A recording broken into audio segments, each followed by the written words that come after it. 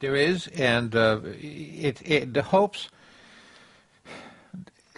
Our major hurdle right now is the majority of our people don't know, are unaware of a few things. First, that the tragedy that fell on Circassians and the extent of that tragedy, and the percentages and the numbers of people who were massacred, killed, and genocided, and also the effect of the Russians and our people in motherland in a negative way, and also their negative effect on controlling our diaspora people also.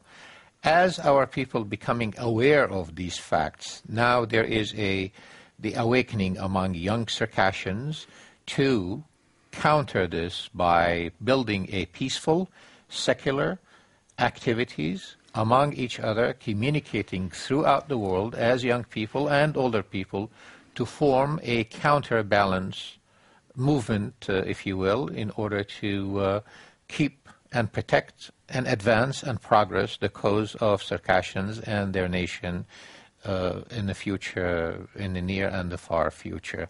There are a lot of organizations are forming.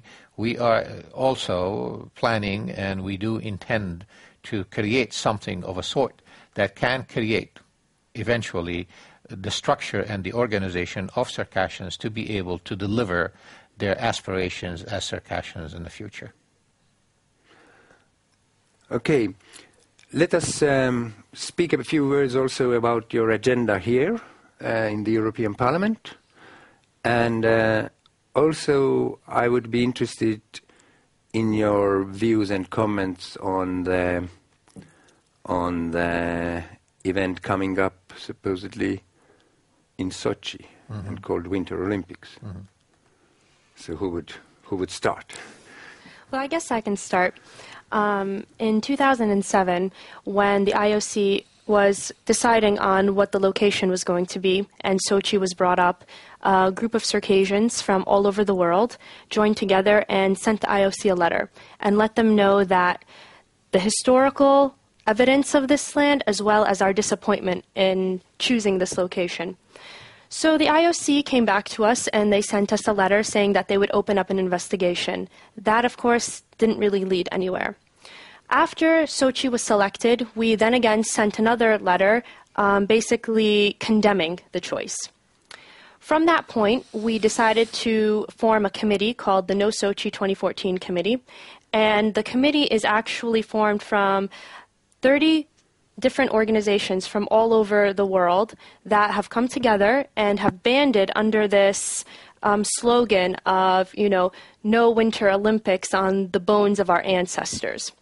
And so we've been working very hard together to try to build this awareness around all of the different atrocities that are going on in Sochi.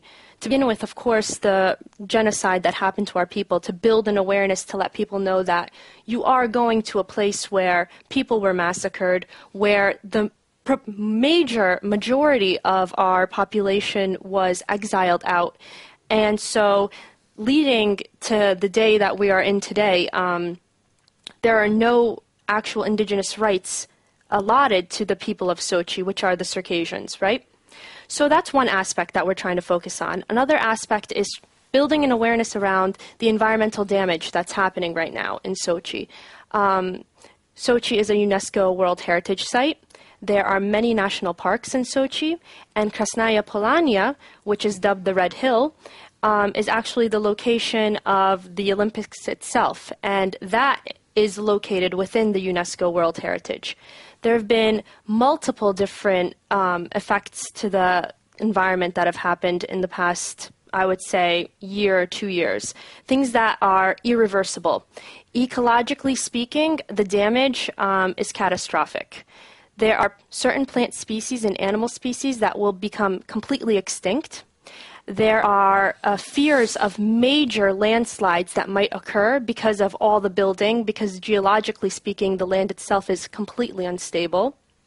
And so all of these issues that we've kind of been trying to build an awareness around aren't being focused on at all, especially because Russian media is so restricted. You know, anyone who's trying to write a story about this or trying to publicize it, whether it be in the homeland, in Russia as a whole, or outside, is often harassed. And most of the time, the articles don't really get published, especially inside the homeland. So we've been working very hard to build an awareness. And so we're hoping that eventually, especially now that we're starting to forge these alliances and these friendships with different NGOs and different organizations, that a real picture will start to be built and the world will start to realize what the World Wildlife Fund, Greenpeace, and the Circassians have come to realize, that Sochi is just an unacceptable location for the Olympics. And how would you describe the relations with now the awareness, getting awareness among the organization you mentioned? Right. Well, it's building. In February of this year, a group of Circassians went to the Vancouver Olympics and they staged a protest in front of the Russian-sponsored Sochi House, and it was very successful. We were able to use that as a jumping-off point to be published in major periodicals such as The Economist, Foreign Affairs, the New York Times, as well as, I believe, a few Canadian, yes. So it's garnered a lot of attention. And as we start to work with these different organizations, including the Greenpeace of Russia, including the Sochi project, which is based out of Europe, the awareness and the attention is just building. It's becoming exponential.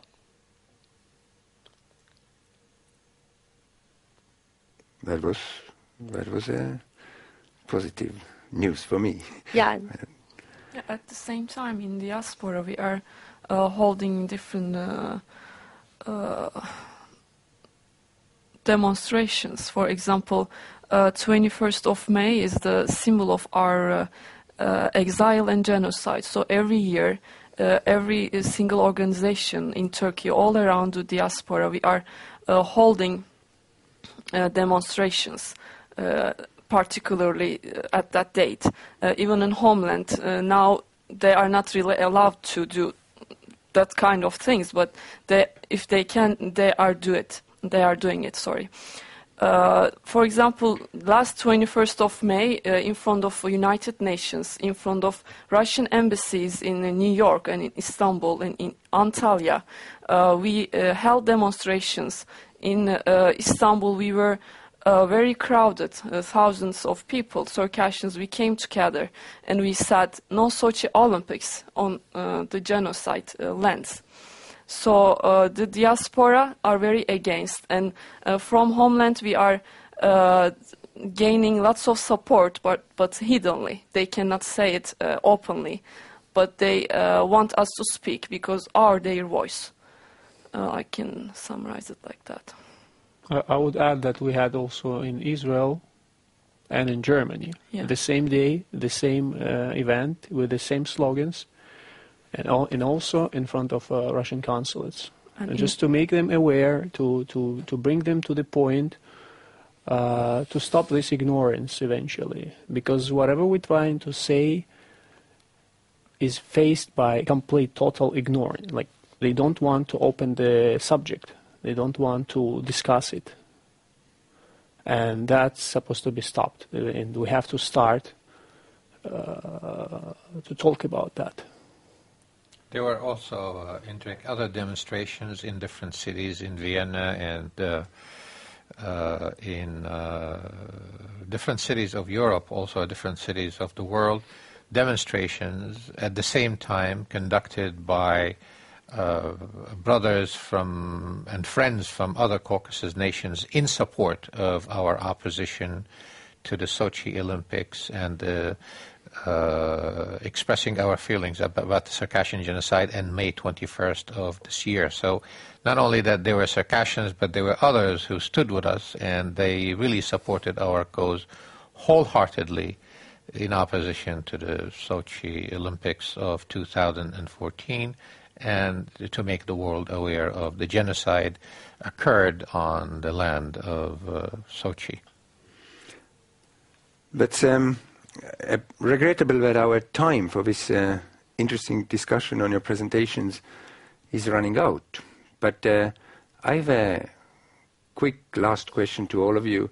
So how would you describe who really has the keys for improving the situation in Circassia, and what could be perhaps the role of Europe, members of European Parliament and as a Parliament as a whole in assisting to use these keys? I would say mainly the key is in the hand of Circassians, of course, as a people. It's their destiny, it's their people, and it's our will and how dedicated we are to continue preserving our culture, our identity, and further build our nation in the future. However, the one who is going to make things happen, of course, is the modern world and the free world, who, once they understand our plight, once they understand our tragedy, and they see the just in our future aspirations, they will be the one who will make things happen for us. Yeah, absolutely. That's why we are here. You agree all on that? I definitely agree. I also think that collaborating with different NGOs is going to help us very much in garnering a lot of attention, especially towards the Sochi problem, because obviously that's in 3 years from now, so trying to build as much momentum around that and trying to get the word out as to what the situation is. Well, thank you very much for this informative and for me very useful presentation. Let's hope the best and work hard in order to get it. And if you allow, I will stay in touch with you. Yes. Sure. Thank you for having us. Thank you. Yes, thank you very It's a much. pleasure. Thank you.